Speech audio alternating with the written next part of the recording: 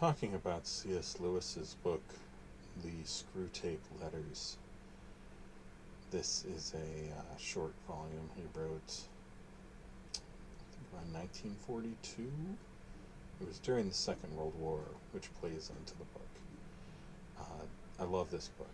This is a really fun, well-written book with a unique structural device that really works and that has been copied many times by others. This is probably one of Lewis's best known books, and it's been adapted into plays, and there have been kind of like unofficial sequels by other authors.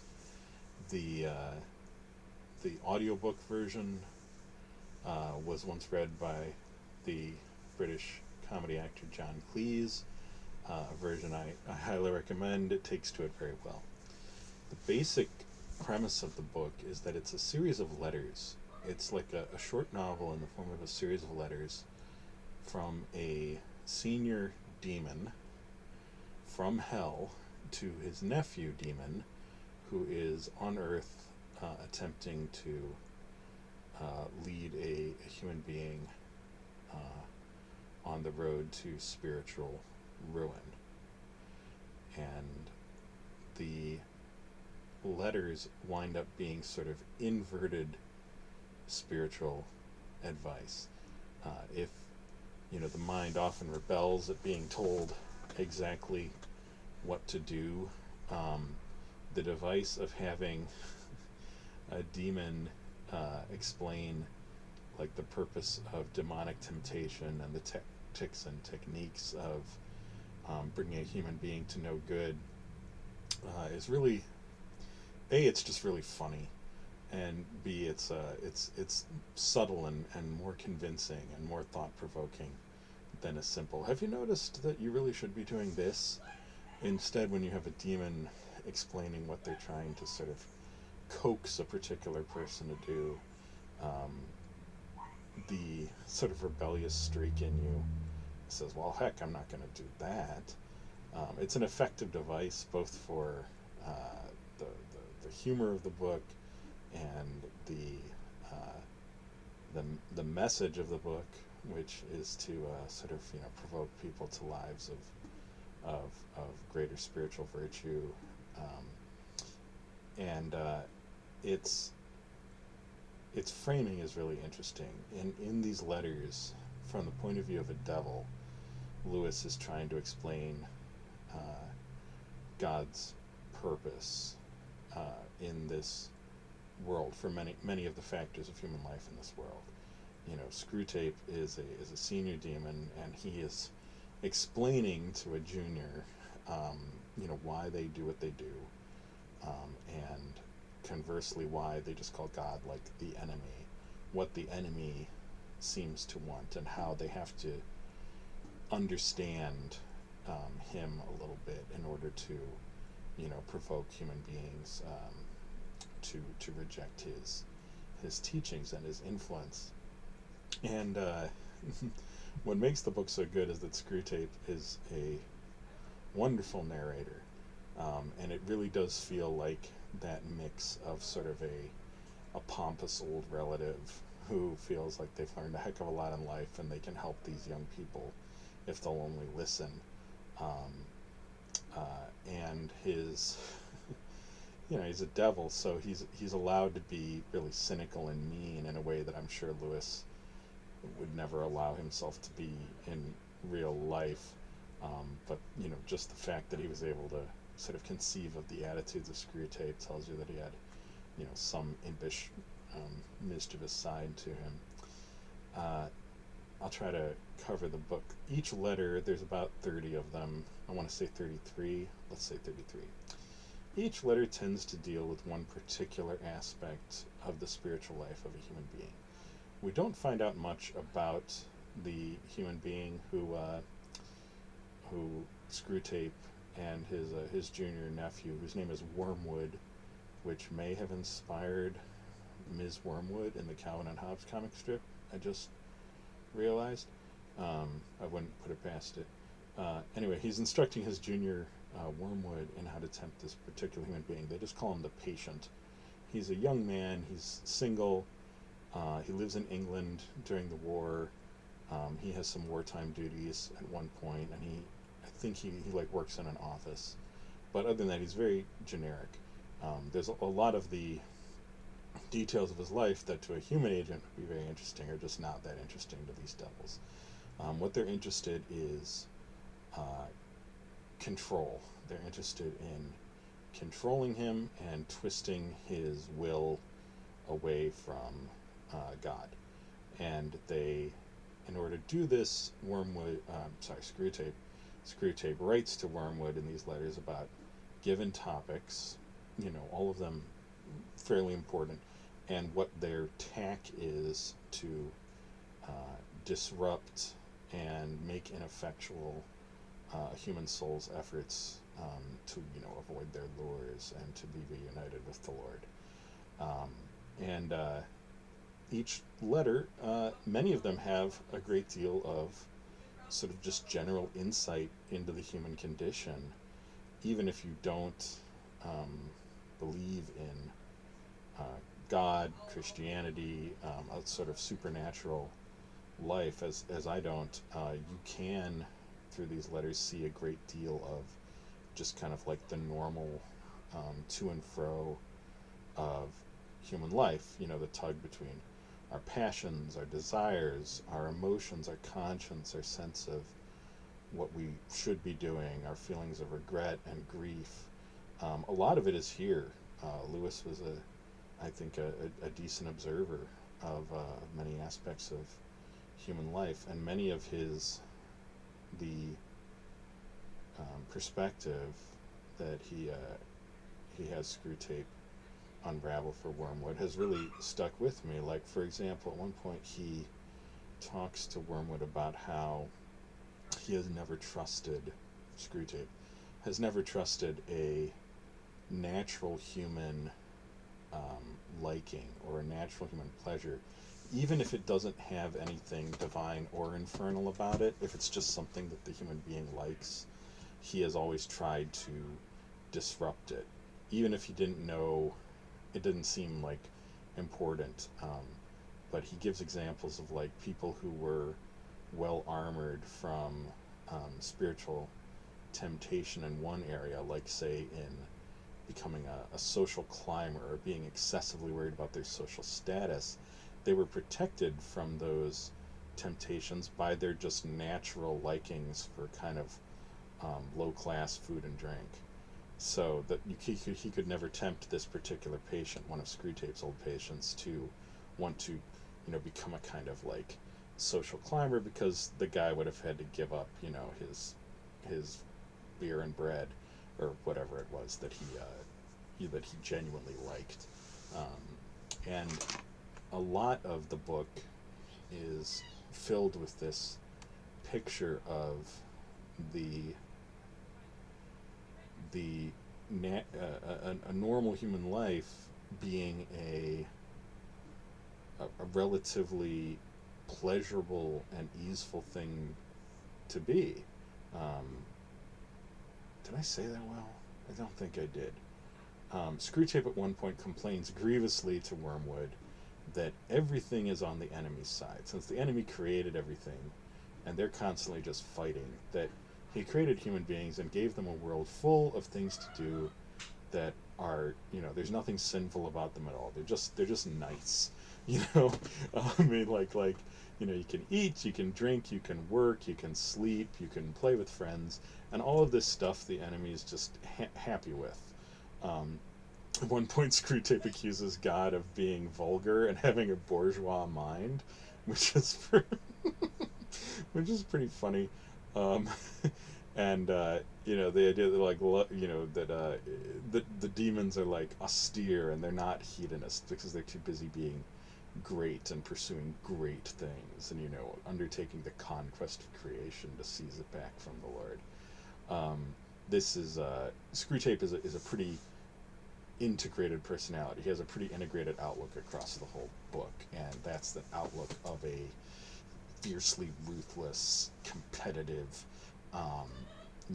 suspicious, backstabbing, bureaucratic master of parlor, paper warfare, kind of like, life is just an incredibly tough struggle um, for these demons. You could perhaps even feel maybe a little bit of end of the human state now and then on Screwtape's part, that like, he has to work so hard just to stay alive in hell, where everyone's out to get him, and even he can't even really trust Wormwood, and Wormwood doesn't trust him, and they're both just kind of, it's just a pure power struggle. Whereas humans, they get this, they can pray to the Lord and get protected from their wiles. They can enjoy this creation that he made for them, and nothing that they can do can fully take that away.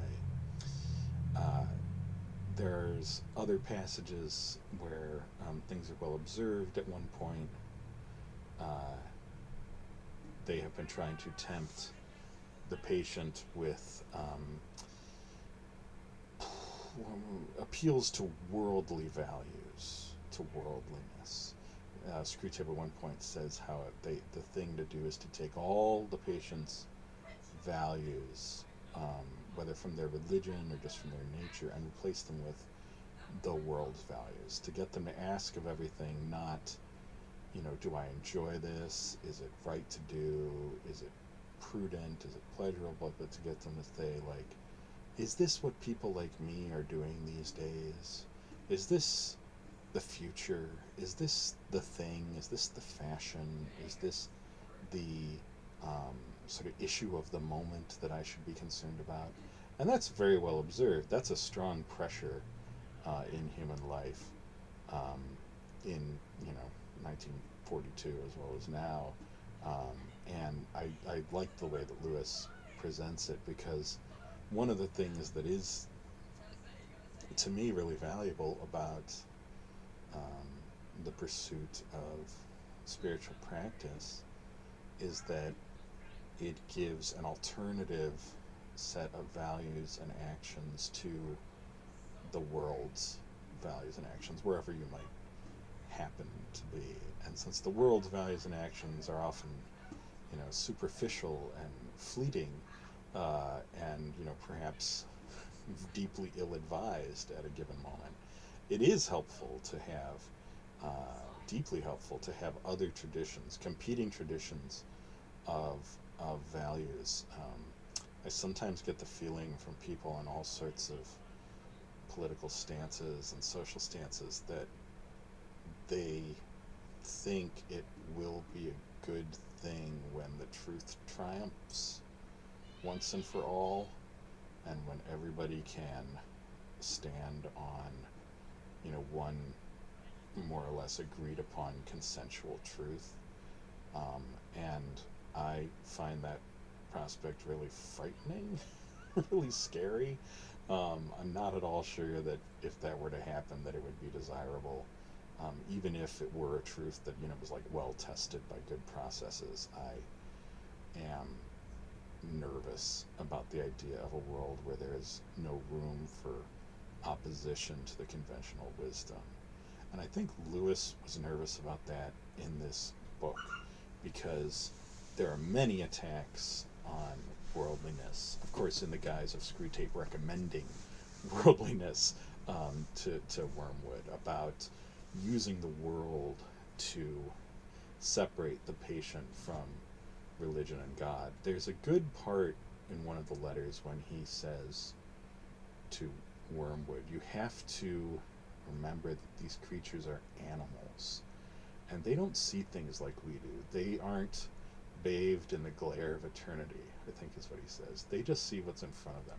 So he's describing how, this patient is going to church, and he's describing how you got to remember this guy doesn't see the church as we see it, as this like vast army stretching through time of the faithful, moving towards the enemy.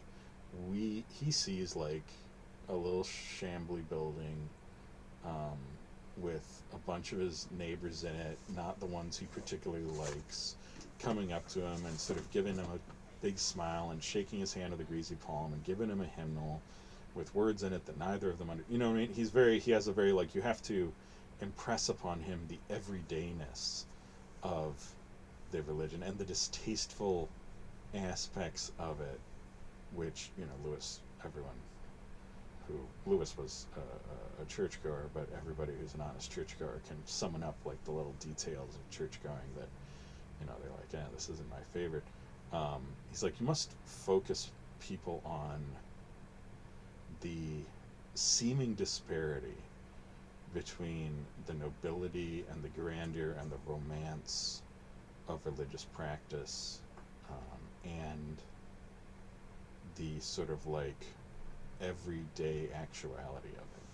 So even though the matters being discussed in church, are potentially like deep and overwhelming importance to a particular human soul, the point is, from week to week, it becomes mundane, and it just becomes like another thing that you do, and it doesn't have that hold upon your sense of self and upon your sense of how life should be if Screwtape talking to Wormwood, if you use your opportunities to sort of continually make the guy's religious practice just a formality that he goes through, because he kind of always has, so that you can get him to the point where he's like doing everything that his religion would have him do, but since he's not really there, since his spirit is not really engaged, it might as well be nothing. That is really well observed, and of course it goes for other aspects of human life than religious life too. Just that sense of playing a part and being somewhere but not being engaged, not alive to the possibilities of your own life. I mean, there's a really common complaints across all sorts of areas of human behavior. There are a couple of other well-observed pieces of human life that are worth talking about in these letters. In one, he talks about the sense of humor. Screwtape advances a theory that there are three causes of humor, two of which are not helpful, and one of which very much is. One is joy. He talks about how joy produces good humor almost without a cause. And it's a lovely little picture of how, when you're like with family or friends and people's spirits are high, it takes basically nothing to set people laughing and smiling, because the real pleasure, of course, is just that we're all here, and it takes very little to get us all just to enjoy our presence with each other. And then there's fun, which is sort of a slightly lower pitched version of joy, which usually is a little more organized, but generally speaking, and although it doesn't tend to lead towards that kind of harmony and that rich sense of solidarity that joy does, Screwtape still doesn't trust fun, because it's there's nothing good in it for them. Like, the devils are all about power and destruction and devouring things, and fun is bubbly and frothy, and they just wouldn't waste their time with it. They're too serious people in this books, these devils.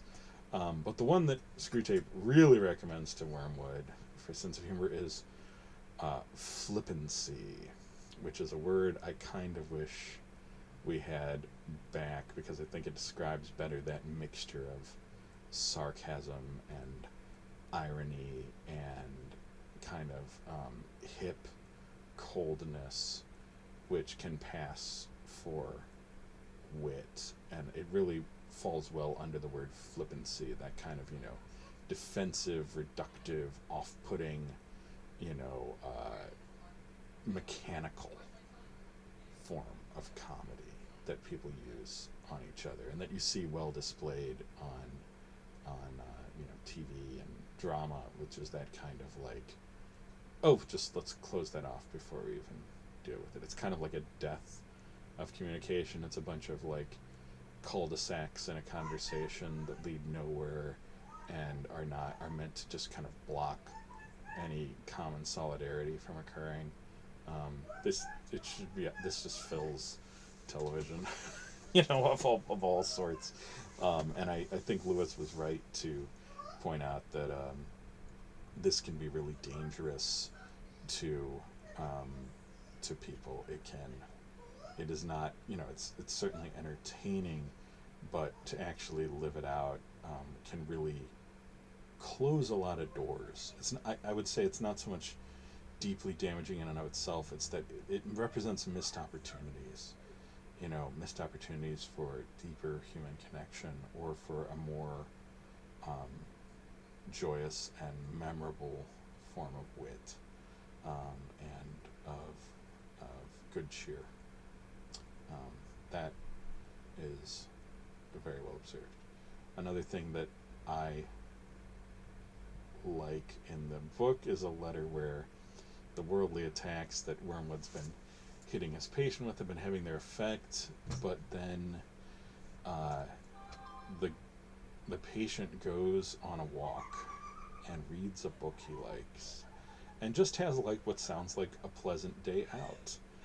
He goes on a walk somewhere he's been before, and he has tea at a little tea shop that he likes, and he reads a book that he likes, and he feels a sort of sense of a return to himself. And this is fostered by the enemy in the form of a sort of a cloud, a cloud of grace, which temporarily causes Wormwood to lose connection with the patient. But on a deeper sense, it's that the restorative aspects of just behaving as you like, and doing things because they seem the right things to do to you, and not having to sort of pursue the pleasures and the world's status seeking. And Screwtape bemoans that this happened, and he chastises Wormwood for letting this guy enjoy a few pleasures. And he tells him, "Don't you see the contrast you created between worldliness and the sort of simple, deep, life-extending actions that this guy took? You can't let him feel that." Because we'll never be able to get the world's pleasures to so completely replace his natural bent if he actually keeps experiencing his natural bent. The point is to detach him from himself, substitute the world's values to the point that he no longer remembers what his natural bent was like, what he used to like. And that's really well observed. It's very common.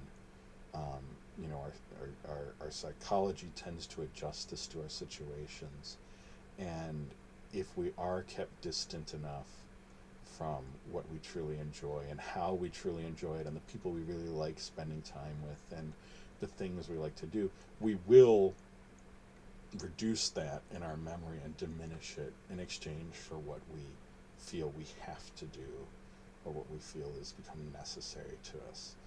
And this is the whole heart of Screwtape's advice, is essentially the bait and switch. At one point in a really well written letter, the book is well written, I hope that's clear. Each letter is like 4 or 5 pages and is just a punchy, pithy, well done focus on one topic. It doesn't mean you would agree with Lewis about everything, and he has his limits, but it's a really well written thing, and it's committed to a point of view, and for that reason it's lasted a really long time. And rightly so, because it can't be mistaken easily for something that it isn't. But it's all the bait and switch. In that really well written letter I mentioned, Screwtape is telling Worm, he says, the real trick here is to take away the patient's soul and give him nothing in return. To get him to give over the things he likes, his connection to the divine, his aspirations for a virtuous and decent life, and in return give him nothing. You want him to get to the point where he will arrive down in hell after his demise and say, "I see now, I spent my life doing neither what I ought nor what I liked." He's like, that's the part that really makes us happy. That's the part, and this is like a hell of conscious torment. At one point he says to Wormwood, the joy of the reward of all your work is a frothing brew of torment. A soul captured in hell is like a drink you can lift to your lips whenever you like and taste the fear and the horror. And it's a really good image. I would, like these devils with their brews and their little bottles of tortured souls that they're like pouring out like a bunch of master bartenders. It's really, it's really good. Okay, so I think I've talked about the book's strengths, and let me now talk about its limitations. Um, some of the limitations are that there's a few spiritual problems that Lewis's answers for are not very satisfying. Um, in, in one of the letters, for example, he talks about war and how a man like the patient can go to war and kill his fellow men and still be sort of like spiritually clean. Um, and I failed to find it very convincing. I mostly just found it confusing. I think, a book written during World War II, I do not expect it to be like in a country that was at the time was, at war and unsure if they would win. I certainly expect a certain amount of patriotism, but the actual arguments used are not very good. Another is women. Another major limit for Lewis in any of his books that I've read is that he persists in seeing women as a sort of different type of creature. He sees things very much from the male point of view, and the point of view of a guy who lived in Cambridge and mostly just hung out with men his whole life, although I know he had some good relationships with women. But in his writing, quite often women are presented as, really fundamentally different type of creature, not as co-equals to men. And he really has an imaginative, he can't imagine himself into like a woman's mind or a woman's attitude. He can't see things from his point of view. When he does create a woman in his fiction, especially a mature woman, I think he did okay with Lucy in the Narnia books, but when he has to create a mature woman, they're very flat and unconvincing, and they tend to be built out of kind of like, romantic cliches. He doesn't show much inclination to see his way into their mind and their world, and so Screwtape doesn't really have anything to say about how the devils might approach a woman, which presumably in some measures would be a little bit different. Because I think if Lewis were to start looking into gender and social roles, it might interfere with the main thrust of the book, which is to investigate spiritual life of just one person. The poles of the world of the Screwtape Letter are there's the patient, there's God, and there's hell, and that's really it. From Screwtape says from their point of view that the events of the world are basically raw material, and Lewis doesn't seem to disagree with this. The world is just kind of like the playing field for a soul moving on its way either to God or to hell, and everything that happens in the world, Screwtape says, is just so much weight to be put on the scale to either push a patient more towards the enemy, God, or towards us down in hell. And I think that is kind of like how, I don't know if that's how Lewis saw the world personally, but that's what's represented in this book.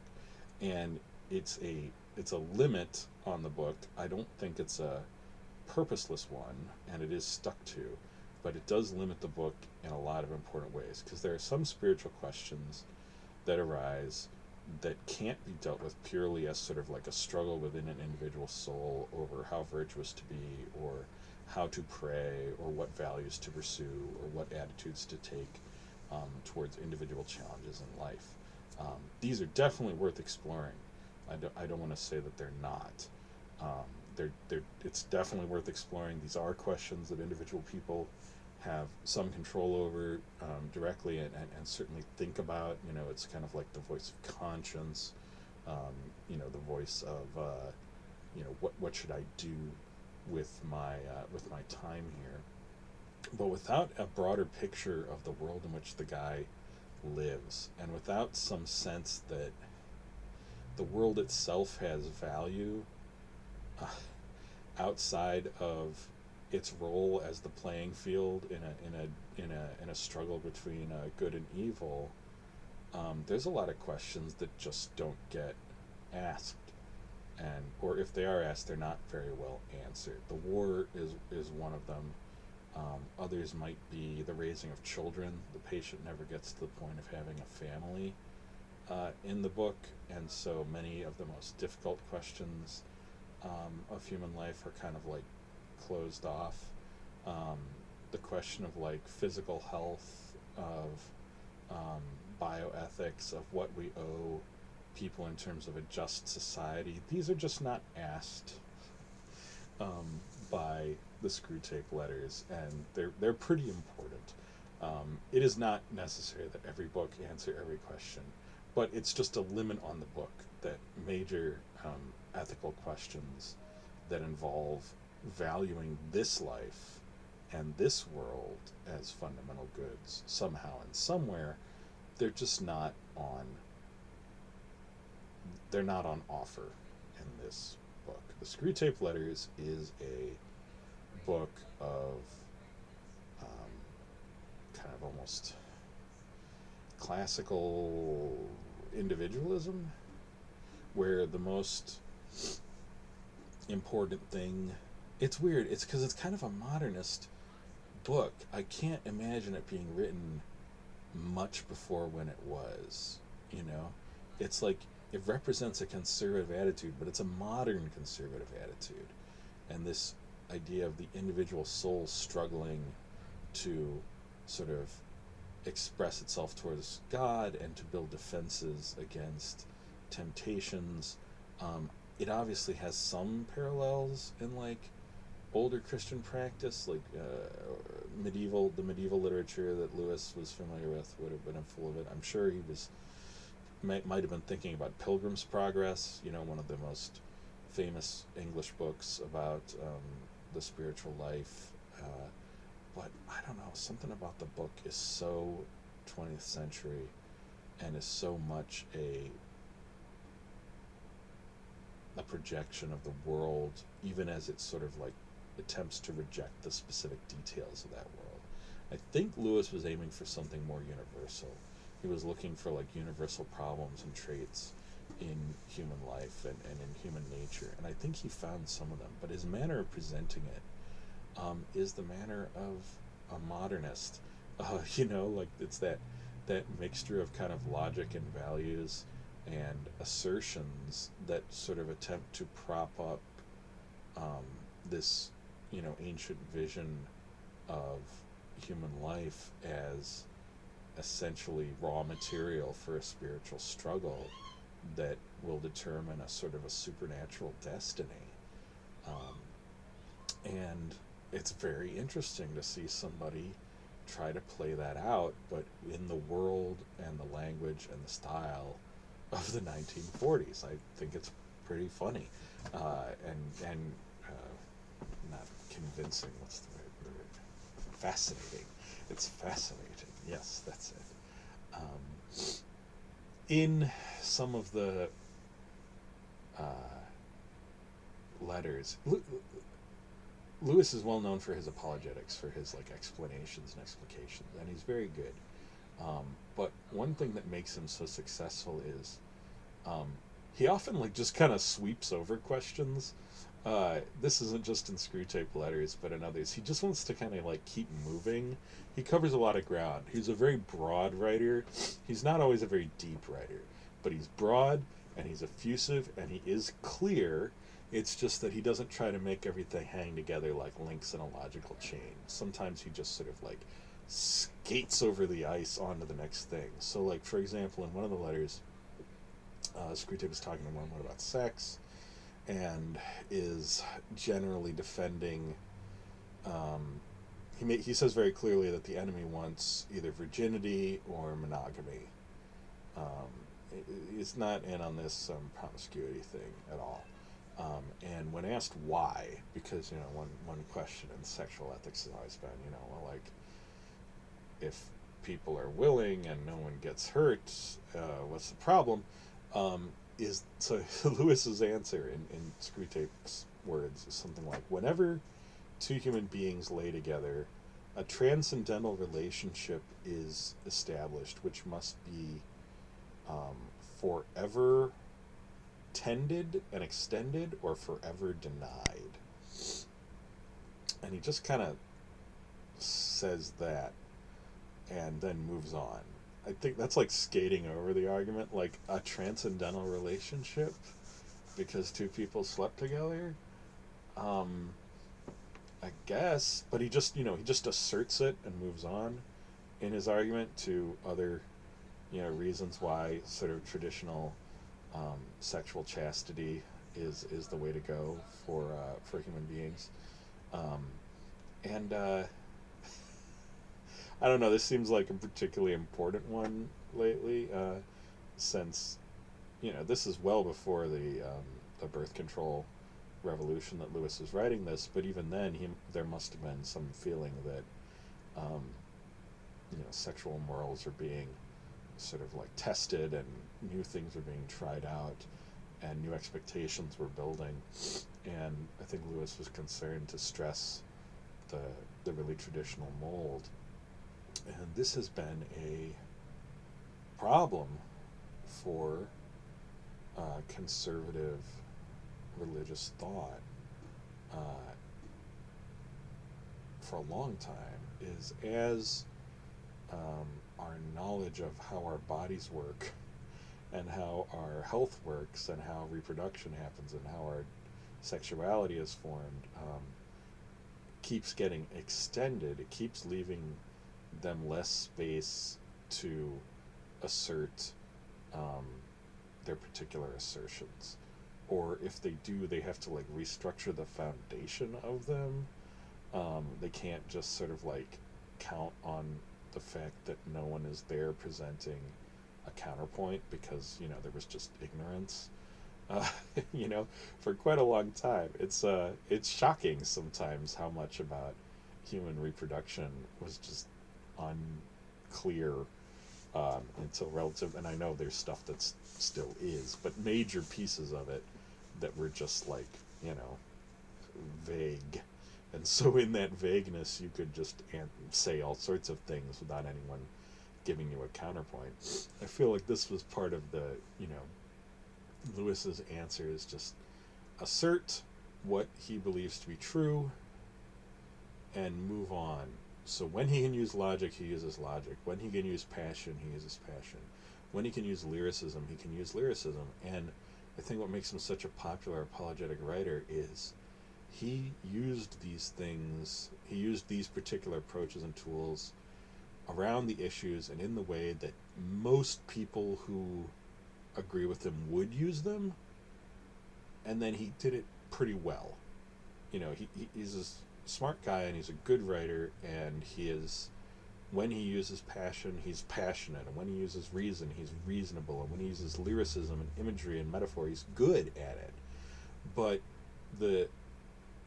so if you already are used to thinking about these issues in these particular mixes, you find Lewis very convincing because he will sort of extend what you've already been set up to associate with these issues, and he'll draw these connections, and he'll make you feel, but he won't use just any one of these in a particular area, because if he restricted the tools available to him,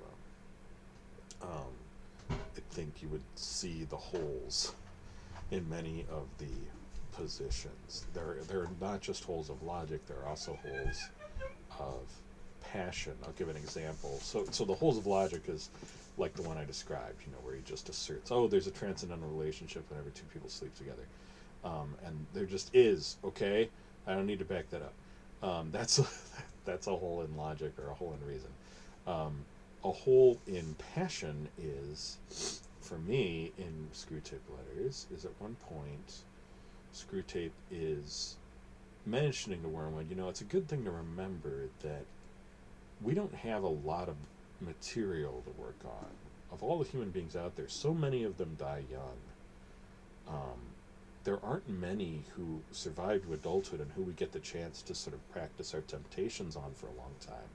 I don't know why that is. That just seems to be part of what the enemy wants.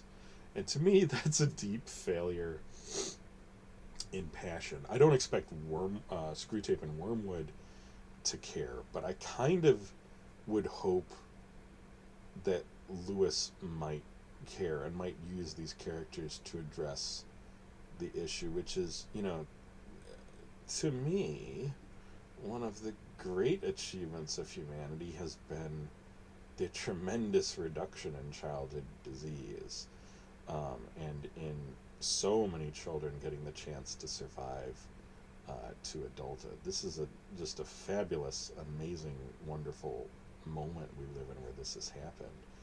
And it was well advanced by Lewis's time. I think he has Screwtape exaggerate a little bit, but you would just expect him to see that as a little more of a horrible human tragedy.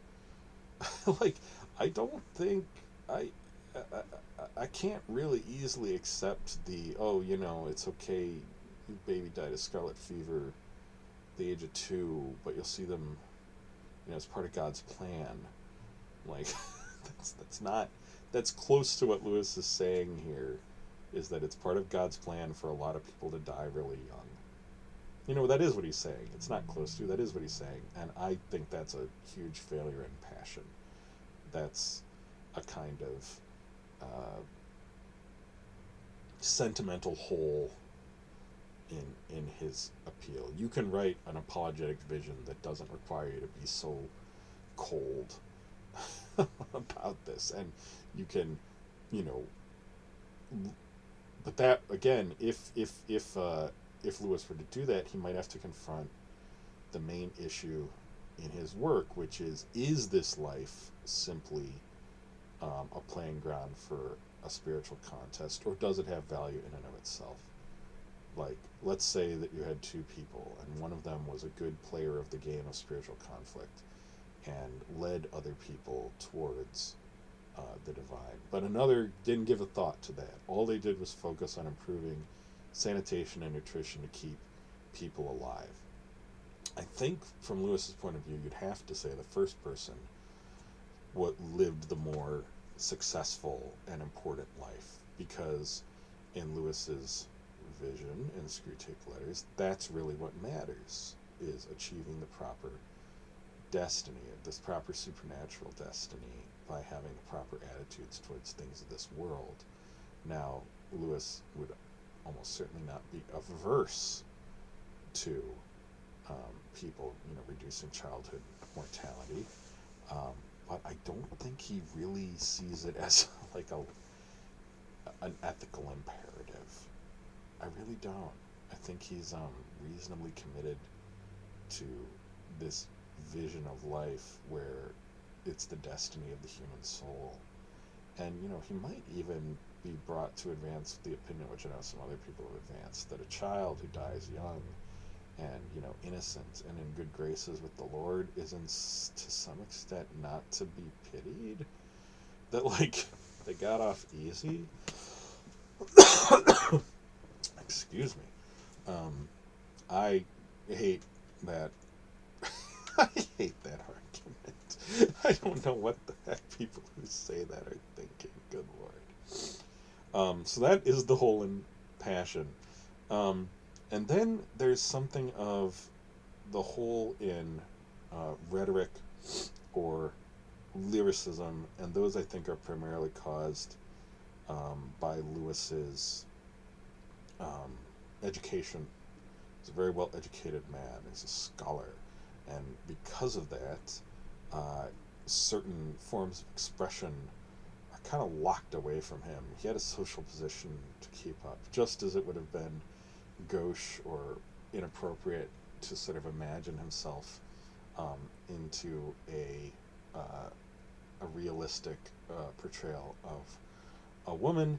He's also um, fairly unable to get outside the attitude of, you know, upper middle class, well educated English academic. the the attitudes and sort of the general maybe the word desiccated. Maybe that's a little mean. I'm going to stick with it.